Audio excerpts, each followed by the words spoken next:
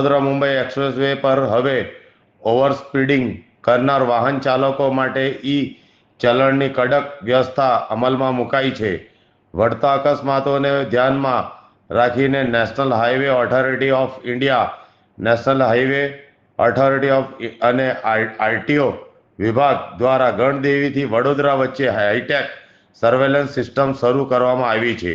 Expressway પર દર 10 કિલોમીટરના અંતરે ઓટોમેટિક સ્પીડ ડિટેક્શન કેમેરા તેમજ નંબર પ્લેટ રેકોગ્નાઇઝર કેમેરા ગોઠવવામાં આવ્યા છે. આ કેમેરા વાહનની સ્પીડ માપીને નંબર પ્લેટ સ્કેન કરશે અને નક્કી કરેલી ગતિ મર્યાદા વધતા વધુ ઝડપે દોડતા વાહનોને આપોઆપ ઓનલાઈન ચલણ ફટકારશે. નિયમ ભંગ થતાની સાથે વાહન ચાલકના મોબાઈલ નંબર પર દંડનો મેસેજ મોકલવામાં આવશે.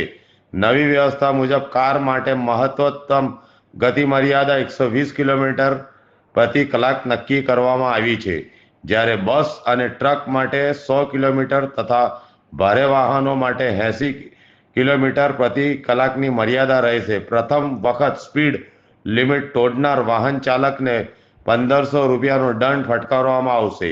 જો ત્યારબાદ પણ આગામી કેમેરા પોઈન્ટ સુધી વાહનની ગતિ વધુ નોંધાશે તો 2000 રૂપિયાનો વધારાનો દંડ વસૂલવામાં આવશે.